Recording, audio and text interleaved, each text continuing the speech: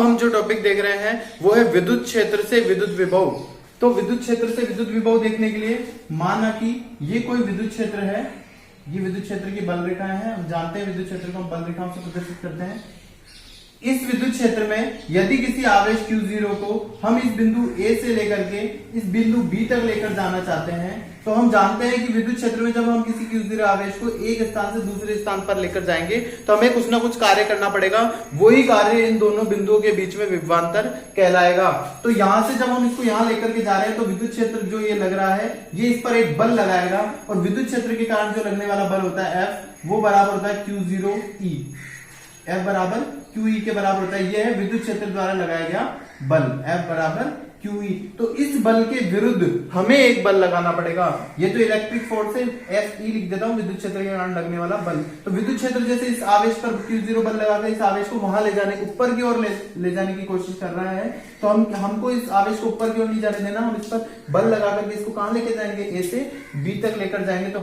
तो इस बल के विरुद्ध जो हम बल लगाएंगे F वो हो जाएगा माइनस का Q0E, क्योंकि हम विद्युत क्षेत्र के क्या कर रहे हैं, विरुद्ध बल लगा रहे हैं। जिस दिशा में विद्युत क्षेत्र अगर इसको ऊपर ले जाने की कोशिश करेगा तो हम इसको नीचे की ओर बल लगाएंगे ताकि ये वहां नहीं जाए। तो हमारा जो बल है वो विद्युत क्षेत्र के माइनस हम लगा देंगे। बल का परिमाण उतना ही रहेगा। अगर हम विद्युत क्षेत्र से ज्यादा बल लगाएंगे तो हम तो इसको नीचे ले आएंगे। हम ये भी नहीं चाहते ये नीचे आए। हम केवल विद्युत क्षेत्र जो बल लगा करके इसको ले जाना चाह रहे हैं हम उसके विरुद्ध बल लगा रहे हैं और इसको A स्थान से B स्थान तक ले जा रहे हैं। इसलिए जो विद्युत क्षेत्र का मान है, विद्युत क्षेत्र के कारण लगने वाले बल का मान है Q0E, वही मान इसका रहेगा, बस माइनस आ जाएगा। तो देखिए बच्चों, अब हम इसको बिंदु A से B तक ले जाने में किया गया कार्य का मान ज्ञात करते हैं। तो उसके लिए हमने माना कि पहले कोई एक अल्पांश ये ले लिया हमने, dl लंबाई का है।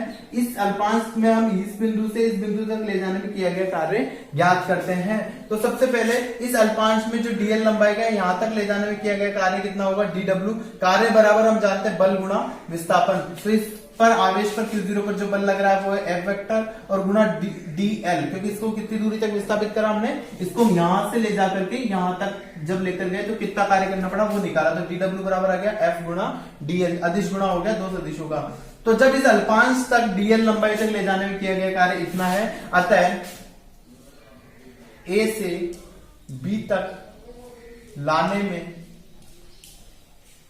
किया गया कार्य, तो किया गया कार्य बराबर आ जाएगा इंटीग्रेशन dw का। तो इस तरह से A से B तक ले जाने में किया गया कार्य हो गया। इसको हम लिख देंगे integration F vector dot dl vector, और इंटीग्रेशन में लिख देंगे कहां से कैलकुलेट करना है, A से कैलकुलेट करना है और कहां तक कैलकुलेट करना है, B तक कैलकुलेट करना है। तो A से B तक F डॉट dl। अब ये F बल जो है ये किसने लगाया है, हमने लगाया है, क्योंकि हम बल लगा करके इस पर कार्य कर रहे हैं। तो हमारे द्वारा लगाया गया बल का मान ये है, ये हमारे द्वारा लगाया गया बाह्य बल है जिसका मान हम यहाँ रख दें। तो इंटीग्रेशन F की जगह रख दें माइनस QE, तो minus Q0E vector dot dl vector A से B तक। ये किए गए कार्य का मान आ गया। कहां से कहां तक, A से B तक किए गए कार्य का मान हो गया। अब देखिए बच्चों, चूंकि हम जानते हैं कि A से B तक ले जाने में जो किया गया कार्य है उसका मान और विभव का मान कैसा होता है, तो A से B तक ले जाने में किए गए विभव का अंतर जो VB माइनस VA होगा वो A से B तक ले जाने में किए गए कार्य अपॉन Q0 के बराबर होगा। ये विभवांतर की परिभाषा से हम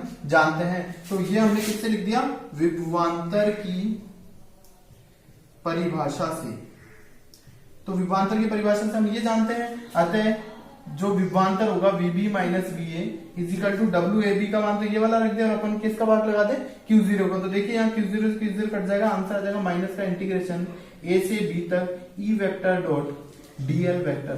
तो इस तरह से हमने विभवांतर और विद्युत क्षेत्र की तीव्रता, विद्युत क्षेत्र की तीव्रता E और विभवांतर VB माइनस VA के बीच में संबंध स्थापित कर दिया। यहाँ अगर हम विद्युत क्षेत्र की तीव्रता का मान रख दें तो इस फॉर्मूले से हम कैलकुलेट करके इन दोनों बिंदुओं के बीच में विभवांतर भी ज्ञात कर सकते हैं। कि बच्चों इसी के अंदर अगर हम इस आवेश को A से B तक लेकर गए तो विभवांतर आ गया। अगर इसी आवेश को A के बजाय अगर हम कहीं अनंत से लेकर के आते और अनंत से लेकर के आकर के यहाँ बिंदु B तक रखते, तो हमने A जो बिंदु था, प्रारंभिक बिंदु था, वो कौन सा ले लिया, अनंत पर ले लिया। तो यहाँ पर ये हो जाता VB माइनस VA की जगह कितना हो जाएगा, v अनंत पर, यानी विभव का मान अनंत पर कितना है। तो देखिए बच्चों, अनंत पर जो विभव होता है वो 0 होता है, क्योंकि अनंत तक विद्युत क्षेत्र नहीं है। इस आवेश के ये विद्युत क्षेत्र जो है इसका मान अनंत तक नहीं है। अनंत पर कोई भी आवेश जब होगा तो ये विद्युत क्षेत्र उस आवेश पर बल नहीं लगाएगा। हम जानते हैं अनंत बहुत ज्यादा दूर है, तो इस आवेश के कारण या इस क्षेत्र के कारण उस आवेश पर कोई बल नहीं लगेगा।